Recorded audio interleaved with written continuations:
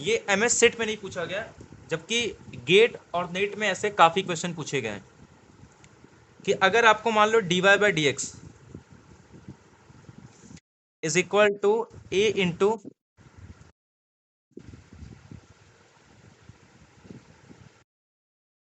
Y raise to alpha है, और alpha किसके बीच में होगा, 0 और 1 के बीच में। अब इसमें दो केसेस आते हैं, एक तो ए ग्रेटर देन 0 और ए लेस देन 0। हेलो, आवाज आ रही है सबको? एक तो ए ग्रेटर देन 0 और ए लेस देन 0। और मान लो इसका इनिशियल कंडीशन है y of X not is equal to Y not. अगर ए लेस देन 0 है ना, और आपका वाई नॉट 0 है, मतलब जो इनिशियल कंडीशन है वो 0 से स्टार्ट हो रहा है, सॉरी एक्स नॉट आपका 0 से स्टार्ट हो रहा है, तो इसके पास हमेशा यूनिक सॉल्यूशन आएंगे। एक बात बताओ, अगर मैं अल्फा को कुछ 1/2 ले लूं, तो जब आप इसका पार्शियल डेरिवेटिव निकालोगे तो वो बाउंडेड नहीं होगा। जब आप इसका del F by del Y जब ये निकालोगे तो क्या आ जाएगा, वाई रेस टू हाफ का 1/2 वाई रेस टू -1/2। तो ये 0 के नेबरहुड में ये क्या नहीं है, कॉन्टिन्यूस नहीं है, मतलब बाउंडेड नहीं है। फिर भी इसके पास हर केस में ये क्या आता है, यूनिक सॉल्यूशन आता है। जबकि 0 पे क्या नहीं रहेगा, ये अनबाउंडेड आ रहा है, मतलब इसका पार्शियल डेरिवेटिव y के रिस्पेक्ट में एग्जिस्ट नहीं कर रहा है, बट फिर भी इसके पास यूनिक सॉल्यूशन है। और a ग्रेटर देन 0 आ गया तो इसमें दो केसेस आते हैं। अगर इनिशियल कंडीशन आपका 0 है, तब तो आपका इसके पास इनफाइनाइट सॉल्यूशन आएंगे। लेकिन अगर इनिशियल आपका ग्रेटर देन 0 है, तो इसके पास आपका यूनिक सॉल्यूशन आएगा। मतलब दोनों ही केस में आपके यूनिक सॉल्यूशन आ सकते हैं। इसमें इनिशियल कंडीशन आपका 0 होना चाहिए, और इसमें इनिशियल कंडीशन आपका, रुको एग्जाम्पल के हिसाब से बता दो। जैसे मान लो आपको दिया है y of dy by D X is equal to 2 y raise to 1/2, और इनिशियल कंडीशन आपका दिया है 0। तो सबसे पहले आपको क्या चेक करना है, ए यहाँ पे कितना है, 2 ग्रेटर देन 0। तो इसके पास दो केसेस आएंगे, या तो इनफाइनाइट सॉल्यूशन आएगा या तो यूनिक सॉल्यूशन आएंगे। तो इनिशियल कंडीशन आपको देखना है 0। अगर ये 0 है तब तो आपके पास इनफाइनाइट सॉल्यूशन, क्योंकि आपका जो इनिशियल कंडीशन है वाई नॉट कितना आ रहा है, 0, इनफाइनाइट सॉल्यूशन। लेकिन अगर इसी को मैं वाई ऑफ 0 को सपोज 2 दे देता हूँ, तो 2 ग्रेटर देन 0 है, उस केस में आपके पास यूनिक सॉल्यूशन आएंगे। ये समझ में आ रहा है? अगर ए ग्रेटर देन 0 है तो इनफाइनाइट भी आ सकता है, यूनिक भी आ सकता है। अगर इनिशियल कंडीशन 0 से स्टार्ट हो रहा है तब तो इनफाइनाइट, और अगर ग्रेटर देन 0 से स्टार्ट हो रहा है तो इसके पास यूनिक सॉल्यूशन आएंगे। ये क्लियर है? हेलो। लेकिन अगर मैं इसको माइनस कर, हाँ बोलो।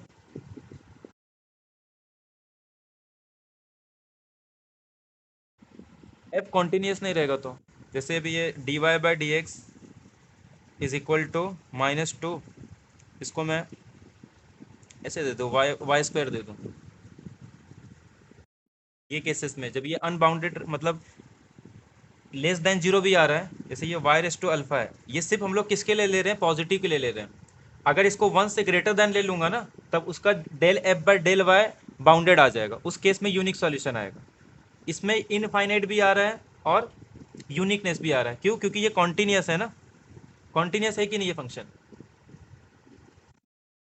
हाँ, लेकिन अगर ये कॉन्टिन्यूस नहीं होगा, जैसे अगर मैं इसको फॉर एग्जांपल -1/2 ले लूँ, तब ये कॉन्टिन्यूस नहीं है 0 के नेबरहुड में।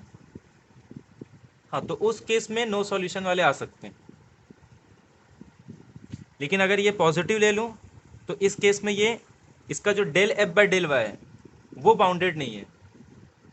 समझ में आ रहा है? Del F by del Y bounded नहीं आएगा ना, क्योंकि जिसको डिफ्रेंशिएट करेंगे तो वो फिर से माइनस में आ जाएगा, -1/2। तो फिर से वो 0 पे बाउंडेड नहीं होगा। तो उस केस में दो केसेस आएंगे, वो इनफाइनाइट भी हो सकता है और यूनिक सॉल्यूशन भी हो सकता है। और अगर ग्रेटर देन वन ले लूँ तो उस केस में वो del F by del Y bounded होगा, इसका मतलब सिर्फ सिर्फ यूनिक सॉल्यूशन आएंगे। समझ में आ रहा है? ये सिर्फ एफ पे डिपेंड करता है। एफ कॉन्टिन्यूस है तो इसके पास सॉल्यूशन आएंगे, इनफाइनाइट भी आ सकता है और यूनिक भी आ सकता है। और यूनिकनेस का भी अपने पास थ्योरम है कि del F by del Y, अगर ये बाउंडेड है तो इसका मतलब गारंटी है कि उसके पास सिर्फ और सिर्फ यूनिक सॉल्यूशन आएंगे। अगर ये बाउंडेड नहीं है तो इनफाइनाइट भी आ सकते हैं और यूनिक भी आ सकते हैं। जैसे अभी देखो,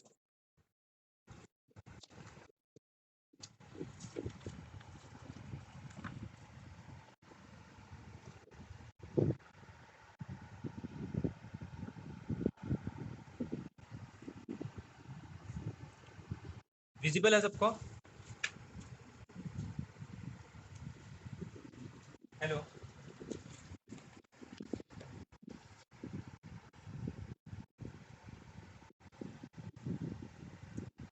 स्क्रीन विजिबल है सबको? अब इसमें देखो, इसमें सिंपल स्टेटमेंट पूछा है कि एक इनिशियल वैल्यू प्रॉब्लम दिया है, इसमें अपने को वाई नॉट भी नहीं दिया है ना, इनिशियल कंडीशन कुछ नहीं दिया, सिंपल बोला है कि एक D Y by D X, Y dash का मतलब D Y by D X is equal to F X Y has a unique solution, कि किसी डोमेन पे इसके पास यूनिक सॉल्यूशन होगा। तो यूनिक सॉल्यूशन कब होता है? पहला कंडीशन क्या है कि फंक्शन कॉन्टिन्यूस होना चाहिए। सेकेंड, वो लिपस्टिट कंडीशन को सेटिस्फाई करना चाहिए। पहला क्या बोल रहा है? कॉन्टिन्यूस है, तो कॉन्टिन्यूस क्या इंप्लाई करता है? उसके पास सॉल्यूशन आएंगे। अब यूनिक आएंगे कि इनफाइनाइट आएंगे वो नहीं पता अपने को। सेकेंड कह रहा है एफ कॉन्टिन्यूस होगा और बाउंडेड होगा, इसका भी कोई थ्योरम नहीं है अपने पास, बस इतना बोल सकते हैं कि उसके पास सॉल्यूशन होगा। F of x Y continuous है मतलब सॉल्यूशन है, और लिपस्टिट कंडीशन को भी सेटिस्फाई कर रहा है, इसका मतलब उसके पास यूनिक सॉल्यूशन आएंगे। सारे फंक्शन ये तो ऐसे ही हट जाएगा, ये तो नो सॉल्यूशन भी आ जाएंगे इसमें। समझ में आ रहा है? और ऐसे टाइप के क्वेश्चन पूछते हैं स्टेटमेंट बेस पे, अपने को सॉल्व करके आंसर नहीं निकालना, सिर्फ स्टेटमेंट रहेगा वही देख के आंसर बताना। क्लियर है सबको ये? हेलो,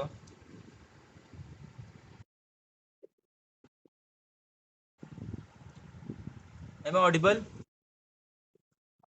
और ऐसा नहीं कि ये क्वेश्चन फर्स्ट टाइम पूछा गया था। अब ये क्वेश्चन आपको पेपर में दिखेंगे तो इसको करने में मैक्सिमम से मैक्सिमम 10 सेकेंड लगेंगे क्वेश्चन करने में, क्योंकि ये इसके पहले भी 3 से 4 बार पूछा है।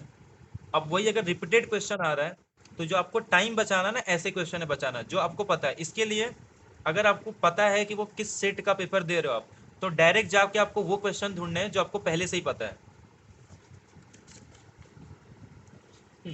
अब सेकेंड है रॉन्स्कियन थ्योरी।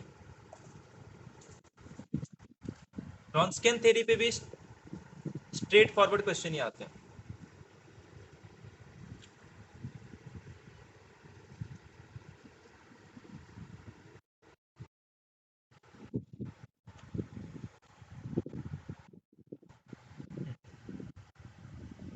पहले तो रॉन्स्कियन थ्योरी हम लोग इन जनरल फंक्शन का निकाल सकते हैं, बट अपने को सिलेबस में सिर्फ सेकेंड ऑर्डर का है। मान लो कोई भी दो फंक्शन ले ले रहा हूँ, y1 y2 are to differentiable. अगर नहीं रहेंगे, जैसे मॉड आ गया तो आपको ब्रेक करना रहता है और दोनों में अलग अलग निकालने रहते हैं। बट अगर डिफरेंशिएबल है तो आप इसका क्या निकाल सकते हो? रॉन्स्कियन निकाल सकते हो। तो y1 और y2 का किसी भी पॉइंट पे जो रॉन्स्कियन होता है, आपको y1 y2 और y1 का डेरिवेटिव y2 का डेरिवेटिव, ऐसे तीन फंक्शन रहेंगे तो y1 y2 y2 first time derivative और उसका सेकेंड डेरिवेटिव। तो ये इन जनरल, बट अपने को जो है वो सिर्फ टू के लिए। तो y1 y2 are to differentiable function है, तो ये डेफिनेशन हो गया रॉन्स्कियन थ्योरी का।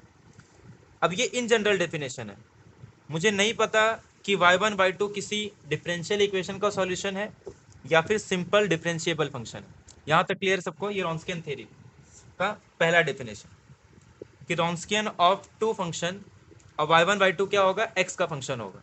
ये टू डिफरेंशिएबल फंक्शन है x का, तो हम लोग इस तरीके से रॉन्स्कियन को डिफाइन कर सकते हैं।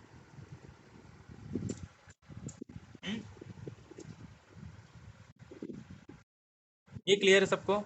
ये इन जनरल है, अभी हम लोग जो देख रहे हैं रिजल्ट वो इन जनरल, क्योंकि बहुत सारे क्वेश्चन इसी पे पूछे जाते हैं।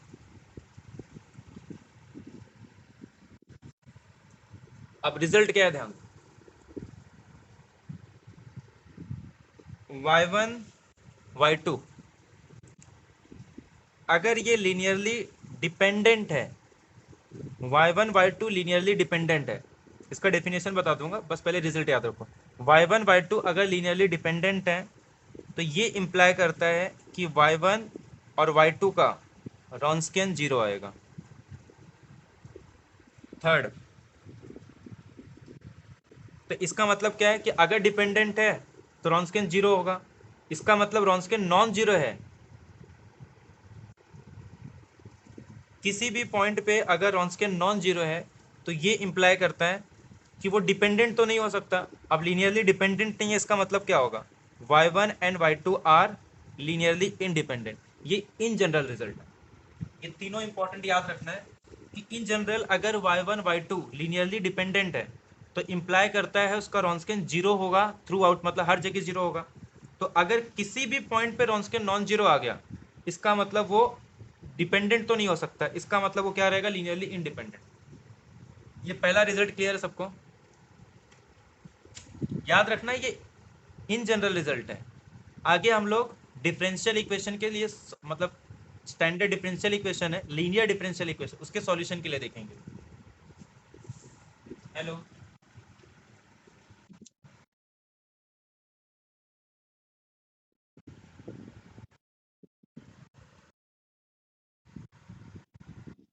तो क्या रिजल्ट है कि y1 y2 लीनियरली डिपेंडेंट, तो रॉन्स्कियन जीरो होगा, और किसी भी पॉइंट पे अगर रॉन्स्कियन नॉन जीरो है तो y1 y2 are linearly independent. उल्टा नहीं है कि रॉन्स्कियन अगर जीरो है तो इट डजेंट इम्प्लाई कि वो लीनियरली डिपेंडेंट होगा, और वैसे ही अगर y1 y2 लीनियरली इंडिपेंडेंट है तो ये इसको इम्प्लाई नहीं करता कि रॉन्स्कियन नॉन जीरो आएगा।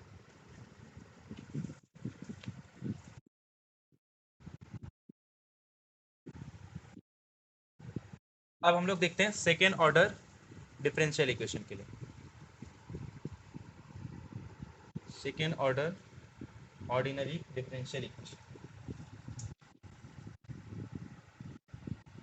में एक L of Y is equal to zero, ये आपको एम एस सेट में ऐसा लिखा रहेगा, L of Y is equal to zero.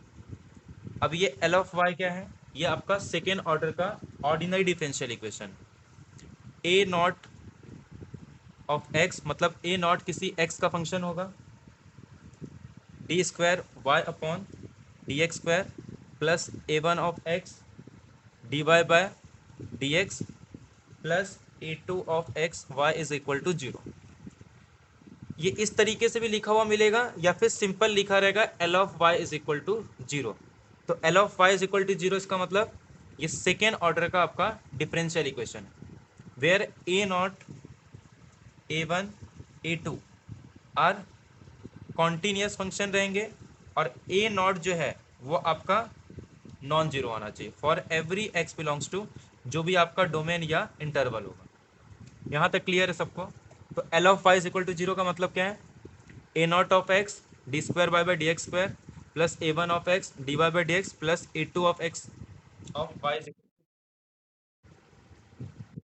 समझ में आया? तो ध्यान दो, ये जो लिखा है ना, ये कुछ नहीं लिखा रहेगा, सिंपल लिखा रहेगा L of Y is equal to zero. Hello,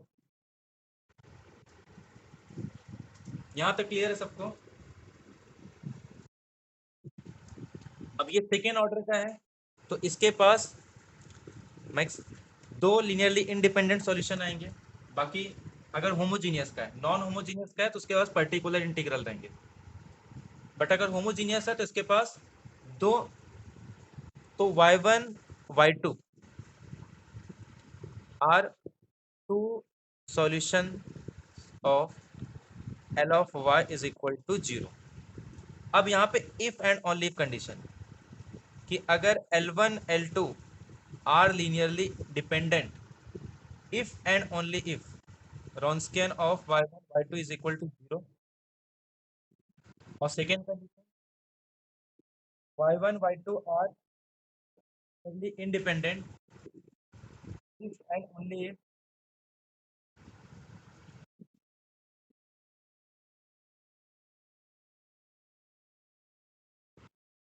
hello. तो y1 y2 अगर ये L of y is equal to 0 का अगर सॉल्यूशन है,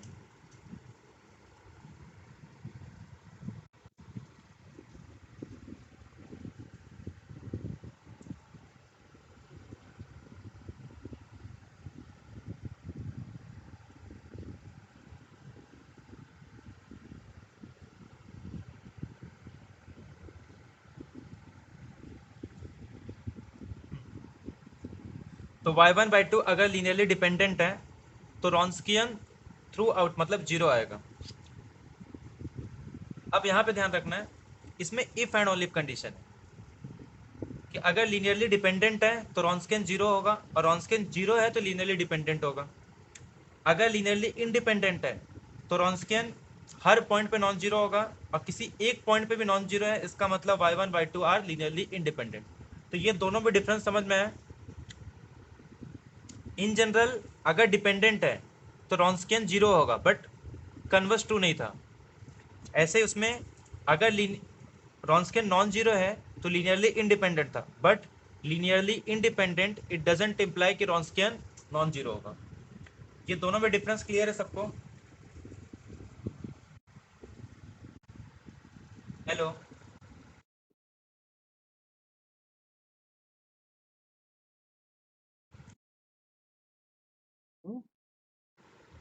हेलो। हाँ बोलो।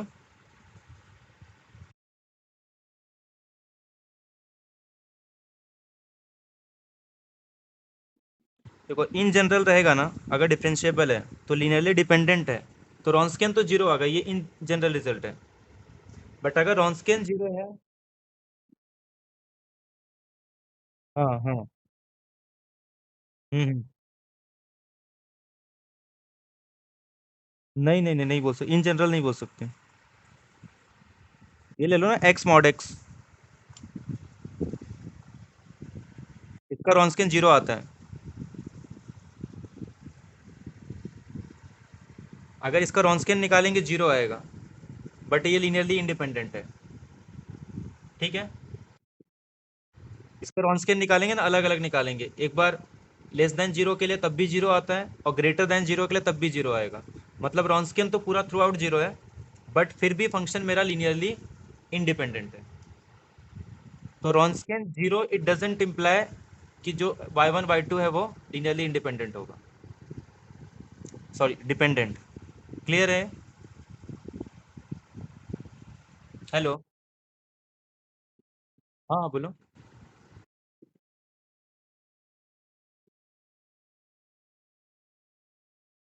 इसमें लिखा रहेगा, अगर ये कंडीशन नहीं दिया रहेगा ना, तो इसका मतलब वो इन जनरल है। हाँ इन जनरल है। फिर उसमें लिखा रहेगा y1 y2 are to differentiable function, या फिर y1 y2 are two linearly independent dependent, ऐसा दिया रहेगा। जब तक उसमें मेंशन ना किया हो सेकेंड ऑर्डर का, तब तक वो इन जनरल है। ठीक है।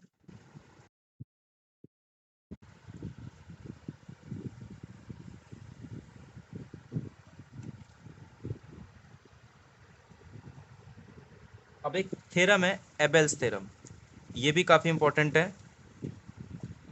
ये अगर हम लोग नेट्स गेट में देखेंगे तो रॉन्स्कियन निकालने के काम में आता है, बट एमएस सेट में इसका एक थ्योरम है, मतलब एक स्टेटमेंट, वो याद रखना।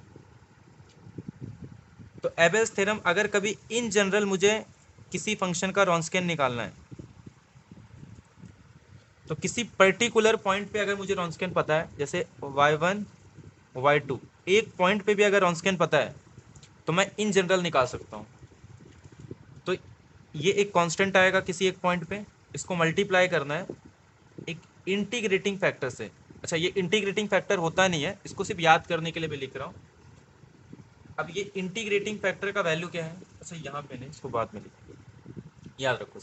Into E raise to minus b1 upon B not, मतलब b1 of X upon B not of X. अब b1 x क्या होता है? ये आपका जो एल ऑफ वाई था, उसमें कोएफिशिएंट ऑफ वाई डैश है, और ये आपका coefficient of Y double dash. L of Y क्या था? A nought of x Y double dash plus A one of x Y dash plus A two of x Y is equal to zero. ये आपका L of Y है। A not Y double dash का coefficient, A one Y dash का coefficient और A two Y का coefficient. तो Y one upon Y nought और यहाँ पे माइनस है, तो ये इन जनरल मैं रॉन्सकियन निकाल सकता हूँ, यानी E raise to minus integration of B one upon B nought, इसको मल्टीप्लाई करेंगे अगर अपने को एक पॉइंट पे रॉन्सकियन दिया है, तो ये इन जनरल निकालना है। बट अपने को यहाँ से एक थ्योरम पता चलता है जिस पे क्वेश्चन 2-3 बार पूछे। ये क्लियर है सबको, एबेल्स थ्योरम?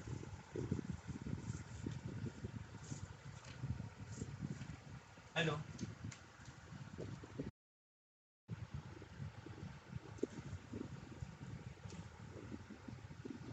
इसका मतलब अपने को इन जनरल किसी भी पॉइंट पे मैं रॉन्सकियन निकाल सकता हूँ अगर एक पर्टिकुलर पॉइंट पे पता है।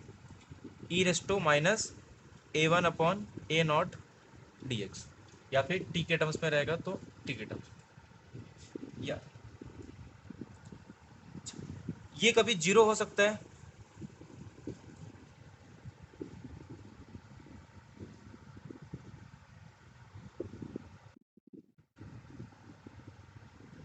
हम्म? तो ये तो जीरो हो नहीं सकता, इसका मतलब जीरो कब होगा, जब ये जीरो आएगा। तो इसका मतलब रॉन्सकियन जीरो, मतलब यहाँ से अपने को पता चलता है कि रॉन्सकियन या तो आइडेंटिकली जीरो होगा या तो कभी जीरो नहीं होगा। अगर एक भी पॉइंट पे जीरो आ गया ना तो रॉन्सकियन थ्रू आउट जीरो आएगा। अब ये कांस्टेंट कब आएगा, अगर मुझे इसको कांस्टेंट रखना है। अगर y ऑफ एक्स नॉट, मतलब रॉन्सकियन मेरा किसके इक्वल आएगा, y ऑफ एक्स नॉट के इक्वल, कब, जब ये कांस्टेंट आ जाए। अब ये कांस्टेंट कब आएगा, क्योंकि y1 भी x का फंक्शन है, y1 भी, ये भी। अब इसमें ए नॉट को तो जीरो बना नहीं सकते, तो एक ही केस है कि मैं a1 को जीरो बना दूं। अब अगर a1 जीरो बन गया तो इसका मतलब इंटीग्रेशन क्या आ जाएगा, जीरो अपॉन, तो इसका मतलब ई रेस टू जीरो और ई रेस टू जीरो क्या आएगा, वन। यानी कि रॉन्सकियन जो है वो किसके इक्वल आ जाएगा, y ऑफ एक्स नॉट, जो कि एक कांस्टेंट है। तो ये इफ एंड ओनली कंडीशन है कि y of x is equal to constant if and only if जो a1 is equal to zero. अब a1 जीरो आ गया, इसका मतलब l ऑफ y क्या होगा, l ऑफ y जाएगा मेरा a not y double dash plus A two Y is equal to zero. तो ये एक इंपॉर्टेंट है जिसमें 2-3 बार क्वेश्चन पूछे हैं कि रॉन्सकियन को अगर कांस्टेंट होना है तो मेरा एल ऑफ वाई क्या होगा, A not Y double dash plus A two Y of is equal to zero.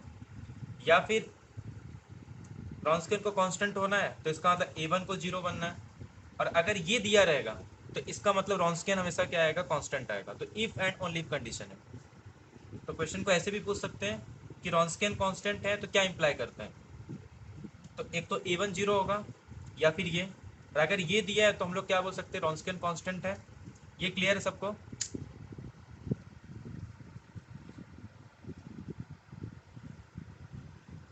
Hello,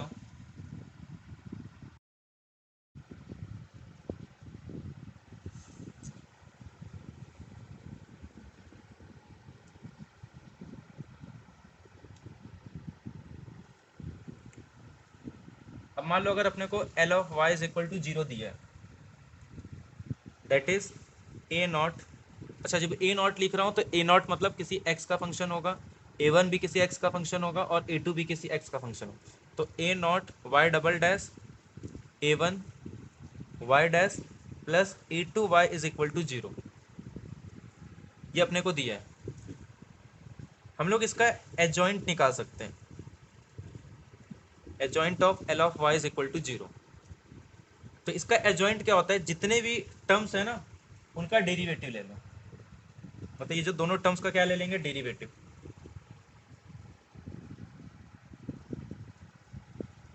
तो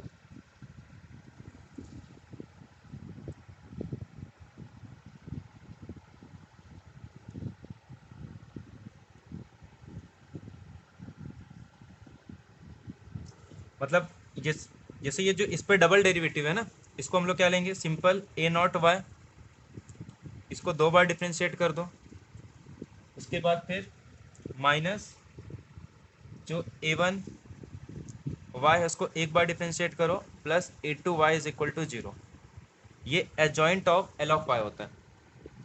ए नॉट वाई का double derivative minus A one Y का derivative single plus A two Y is equal to 0, इसको बोलते हैं L of Y is equal to 0 का adjoint of. ये clear है सबको डेफिनेशन?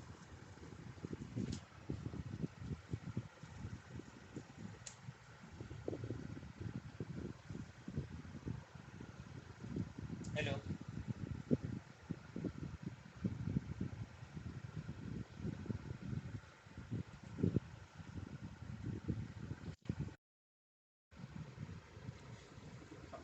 अब ये डेफिनेशन कब काम में आता है, इसमें अपने जो काम का है वो है सेल्फ एडजॉइंट।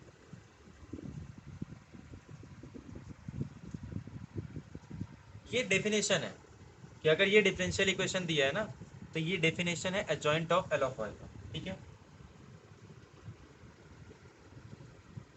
हेलो, समझ में आ रहा है?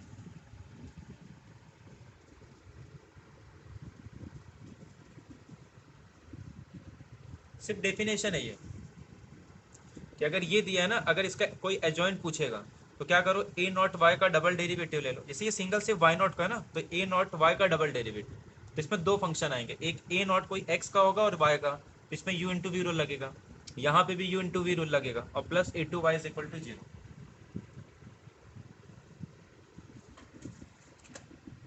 क्लियर हुआ ये? हेलो,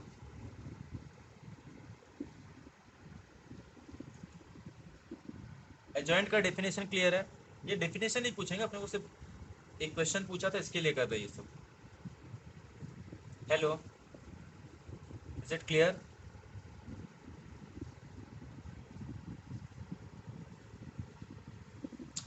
डेफिनेशन है, डेफिनेशन।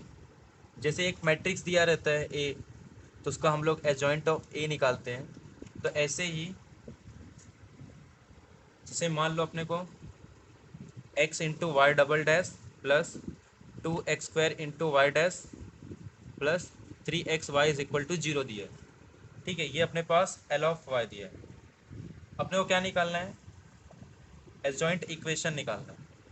तो हम लोग क्या करेंगे, एक्स वाई का double derivative minus 2x² Y का derivative plus 3xy is equal to 0, ये एडजॉइंट ऑफ है। तो इसमें क्या लगेगा, एक्स को ऐसे रखेंगे, वाई का डबल डेरिवेटिव, पहले इसका एक बार डिफ्रेंशिएट करेंगे, जो आंसर आएगा उसको फिर से डिफ्रेंशिएट करेंगे। क्लियर है भैया? सिर्फ डेफिनेशन है कि एल ऑफ वाई इसका एडजॉइंट इक्वेशन है। Is it clear?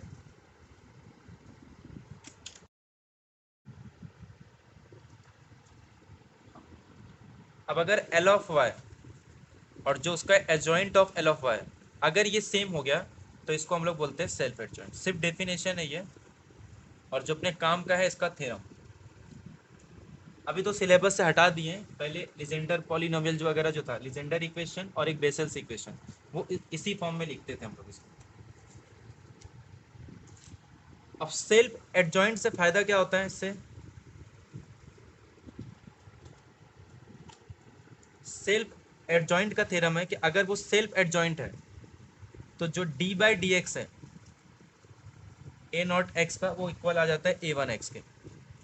मतलब ये थ्योरम है, अगर ए नॉट का डेरिवेटिव ए वन है, तो इसका मतलब वो सेल्फ एडजॉइंट है, और अगर सेल्फ एडजॉइंट है तो ये डेफिनेशन को सेटिस्फाई करेगा। अब ये इंप्लाई करता है कि जो L of Y is equal to 0 है, इसको हम लोग चेंज कर सकते हैं D by D X of A not X D Y by D x plus A two X of Y is equal to 0। ये अपने काम का है। जब हम लोग स्टर्म लिविली इक्वेशन पढ़ते हैं, वो टाइम पे यही इक्वेशन काम में आता है। यहीं से हम लोग को लिजेंडर इक्वेशंस मिलते हैं, यहीं से अपने को बेसल्स इक्वेशंस मिलते हैं। ये क्लियर है सबको? तो ये फॉर्म याद रखना है, D by D X A not X D Y by D X और plus A two X Y is equal to 0, ये अपने काम का है। अब यहाँ से एक रिजल्ट है वो याद रखना है। समझ में आ रहा है? अगर सेल्फ एडजॉइंट है ना तो इस तरीके से लिख सकते हैं हम लोग। हेलो, इज इट क्लियर कि अगर कोई सेकेंड ऑर्डर का L of Y self adjoint है तो इसका मतलब एल ऑफ वाई को इस तरीके से लिख सकते हैं, D by D X of A not X D Y by D x plus A two X Y is equal to zero.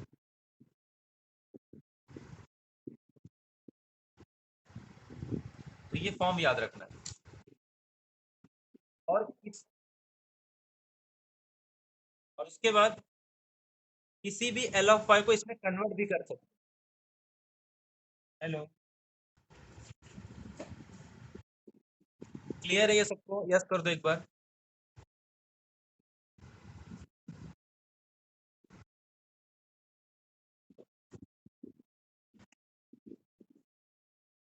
अब अगर अपने को L of Y is equal to zero है तो इसको हम लोग इस फॉर्म में लिख सकते हैं, जब तक लिख के आ रहे हैं ना इस फॉर्म में, डी बाई डी एक्स। बस यहाँ पे जो ए नॉट था ना उसको चेंज कर देंगे किसी in general p of x से। तो P of x D Y by D x plus q of x Y is equal to zero. मतलब हर सेकेंड ऑर्डर के डिफरेंशियल इक्वेशन को, जो linear differential equation L of Y is equal to zero, इसको इस form में convert कर सकते हैं। डी बाई डी एक्स, वहाँ पे ए नॉट था, यहाँ पे पी ऑफ एक्स है क्योंकि इन जनरल डिफाइन करेंगे। वहाँ पे ए टू था, यहाँ पे क्यू ऑफ एक्स है। वेयर, तो एक, अब कैसे करेंगे? तो एल ऑफ वाई को एक इंटीग्रेटिंग फैक्टर से मल्टीप्लाई करेंगे।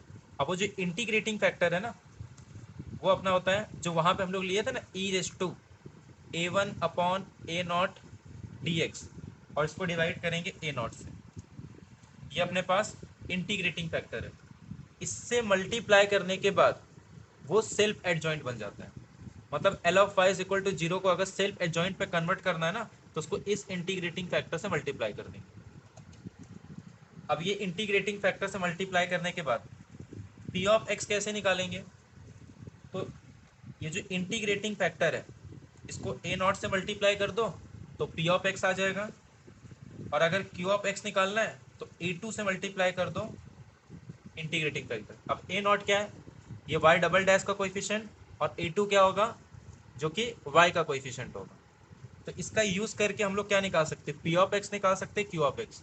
और इसको यहाँ पे लिख दो तो किसी भी L of Y is equal to zero को हम लोग इसमें कन्वर्ट कर सकते हैं। और इसको कन्वर्ट करने का तरीका क्या है?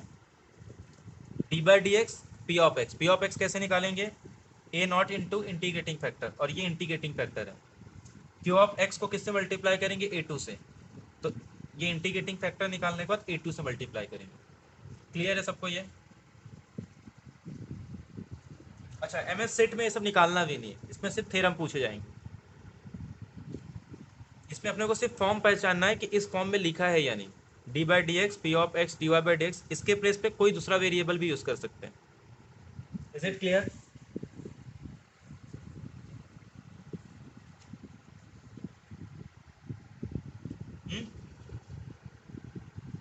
ये समझ में आया? तो इसका मतलब in general L of y को हम लोग इसमें कन्वर्ट कर सकते हैं। P of x q of x निकालने का ये फॉर्मूला है। क्लियर है यहाँ तक? रब करो इसको। हेलो,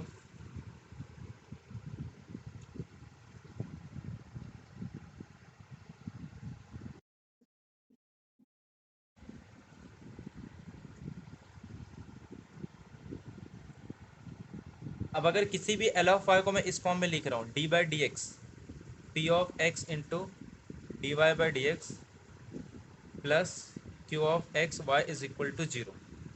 ठीक है, इस फॉर्म में लिख दिए। तो जो एबेल्स फार्मूला वहाँ पे हम लोग देखे थे ना वो यहाँ से भी आ जाता है कि जब भी अपने को रॉन्स्कियन निकालना है तो P of X is equal to Wronskian Y one Y two X is equal to K. K क्या है? कांस्टेंट है। तो वही आ गया फिर से, ये मेरे पास रॉन्स्कियन है, के मेरा जो कांस्टेंट आया था W of y one Y two किसी एक पॉइंट पे, और पी ऑफ एक्स को क्या लेके आएंगे? One upon P of X, जबकि पी ऑफ एक्स क्या था? ए नॉट इंटीग्रेटिंग फैक्टर, और इंटीग्रेटिंग फैक्टर था अपने पास, सोचिए अपॉन में आएगा 1 A nought into integrating factor E raise to A1 upon A nought D X, और नीचे का जो ए नॉट है उसके साथ कैंसिल हो जाए। अब इसको ऊपर लेके आएंगे तो ये माइनस में आ जाता है, E raise to minus A1 upon A nought D X. तो यही फॉर्मूला अपने पास एबेल्स थ्योरम था, इन जनरल में उस तरीके से लिखा रहेगा, और अगर ये है तो P of x into Wronskian is equal to constant. Clear है सबको? तो वही सेम है, अगर इस फॉर्म में है तो ये फॉर्मूला रहेगा, और पहले था तो अपने को डायरेक्ट लिखा रहेगा कि रॉन्स्कियन और E raise to minus A nought upon A1 upon A nought D X. अब थ्योरम क्या है वो देख लेते हैं।